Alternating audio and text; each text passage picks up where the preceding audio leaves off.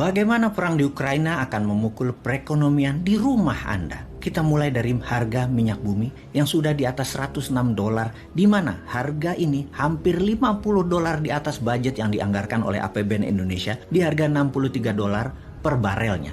Anggaran per tahun belanja BBM lebih dari 300 triliun jika diimpor sebanyak 800.000 barel per harinya. Naiknya harga minyak bumi akan membuat kantong APBN jebol, tombok nambah 200 triliunan rupiah lagi jika minyak bumi harganya di atas $125 per barel bertahan terus selama beberapa bulan ke depan bahkan hingga akhir tahun. Sebaiknya harga jual BBM bahkan disarankan di atas 18.000 atau 20.000 per liternya di SPBU. Ini semua hanya asumsi, namun kita menengok fakta sekarang. Saat ini perang di Ukraina menginjak hari ke-20. Sementara kita duduk nonton TV di rumah atau melihat informasi di gadget ribuan kilometer jauhnya dari medan perang. Kita mengucapkan dalam hati, untung bukan di Indonesia perangnya. Tapi kali ini saya membawa berita buruk kepada sahabat semua. Kita semua tahu ada dua sisi cerita.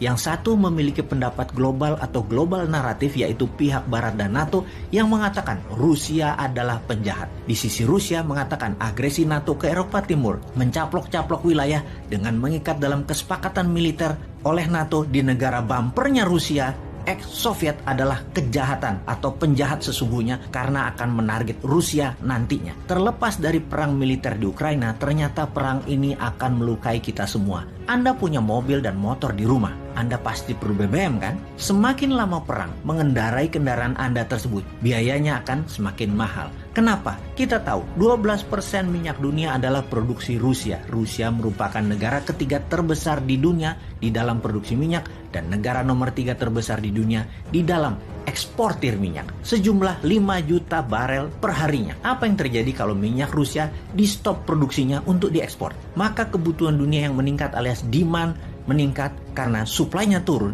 maka secara alami akan meningkatkan harga minyak bumi di pasaran. Diperkirakan kalau Rusia stop produksi dan negara OPEC tidak meningkatkan produksi, maka harga minyak dunia akan tembus $140 per barelnya. Ketika harga minyak meningkat, biaya transportasi meningkat tajam. Biaya mobil, truk, kereta api, pesawat terbang, biaya distribusi, biaya angkutan, semua naik tajam. Artinya apa? Semua barang menjadi lebih mahal. Harga barang menjadi mahal semuanya. Harga makanan, harga kebutuhan pokok, semua jadi mahal. Intinya, ketika harga minyak bumi meningkat, semua harga-harga meningkat. Pertanyaan lain lagi, seberapa mahal kenaikan itu terjadi? Dalam statistik bernegara, rata-rata setiap kenaikan $10 per barel akan meningkatkan 1-2% inflasi. Maka ketika dari $63 ke $105 per barelnya, naiknya $40, maka dipastikan inflasi Indonesia akan naik minimum 4-8%. Meningkatnya inflasi di Indonesia.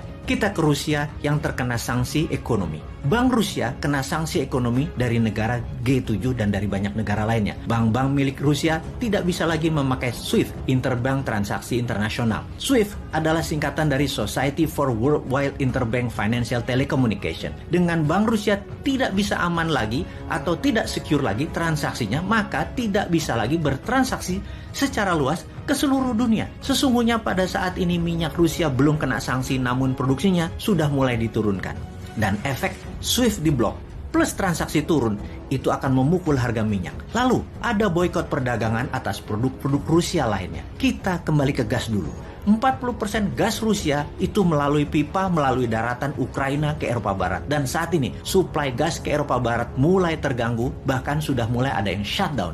Ini menimbulkan keresahan masyarakat Eropa Barat. Lalu kita perdalam Ukraina. Banyak yang tersadar mengetahui bahwa Ukraina mempunyai cadangan minyak dan gas nomor 2 terbesar di Eropa yang saat ini pastinya terganggu produksinya, walaupun ini masih cadangan. Sehubungan dengan berkurangnya produksi minyak dunia, maka semua negara besar mulai menggunakan SPR-nya atau strategi petroleum supply-nya. Cadangan minyaknya dikeluarkan, terutama Amerika. Dengan strategi ini diharapkan bisa menahan laju naiknya harga minyak, namun membahayakan cadangan minyak dalam negeri Amerika. Apalagi yang paling ditakutkan oleh dunia selain kenaikan harga minyak bumi dan gas, juga mengganggu distribusi pengadaan oil and gas tersebut. Ya benar, food supply. Kita semua tahu Ukraina adalah pengekspor dan penyedia 50% sunflower oil atau minyak bunga matahari. Saat ini penjualannya nol, shutdown shippingnya. Karena kapal laut di Laut Hitam diblokade Dan kota Mariupol adalah kota utama selain Odessa sebagai pelabuhan besar Ukraina sudah ditaklukkan Rusia. Odessa tinggal menunggu waktu ditaklukkan. Odessa adalah pelabuhan kontainer terbesar Ukraina. Sebentar lagi banyak rumah tangga dunia akan kekurangan minyak goreng sunflower ini. Karena itu tidak heran kelapa sawit di Indonesia musnah. Salah satunya adalah dijadikan pengganti sunflower oil di banyak negara, khususnya India, yang 70% rumah tangga India memasak menggunakan sunflower oil ini. Sementara Rusia juga penghasil minyak bunga matahari ini juga kena sanksi ekonomi. Dan dunia saat ini menggunakan sunflower oil jika memasak adalah pangsa pasar 60% di dunia. Yang artinya memasak di rumah harga gorengannya menjadi semakin mahal. Harga tumis-tumisan menjadi semakin mahal. Jagung juga merupakan ekspor dari Ukraina yang merupakan pengekspor nomor 5 terbesar di dunia. Bersama Rusia, Ukraina mengekspor 19% kebutuhan jagung dunia yang semuanya stuck, tidak bisa terdistribusikan. Hal ini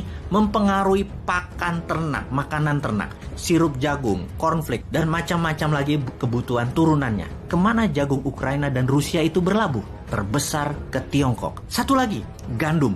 Rusia merupakan produsen gandum yang menyuplai 20% kebutuhan dunia, di mana Ukraina juga merupakan penyuplai 10% kebutuhan dunia. Keduanya dikombinasikan merupakan penyedia 30% kebutuhan dunia. Kemana gandum tersebut dikirimkan? 70% adalah ke negara Barat Asia dan Afrika, di mana negara-negara tersebut jika ingin memasak pasta, roti cane, pizza, dan berbagai jenis roti, negara Turki, Mesir, Sudan, Nigeria, Sri Lanka akan merasakan dampak negatif tersebut. Teringat gandum Rusia yang kena musibah kering akibat terkena serangan harps. Walau serangan ini tidak diakui sebagai serangan perang cuaca, namun gagal panen gandum di Rusia pada tahun 2010 memicu Arab Spring 2010 dan 2011 yang menumbangkan banyak kepala negara di daerah Arab tersebut termasuk Mesir. Karena masalah gandum. Gandum adalah masalah serius. Itulah sebabnya dalam dunia terkoneksi dan saling ketergantungan yang terdistrap akibat perang di Ukraina telah banyak mengganggu suplai energi, emas, pupuk, batu bara, precious metal seperti titanium yang merupakan 10% kebutuhan dunia aviasi, yang semua itu mengakibatkan terjadinya perang kebutuhan barang jadi maju di garis depan. Sudahkah Indonesia paham? Paham kalau produksi barang jadi maju di garis depan?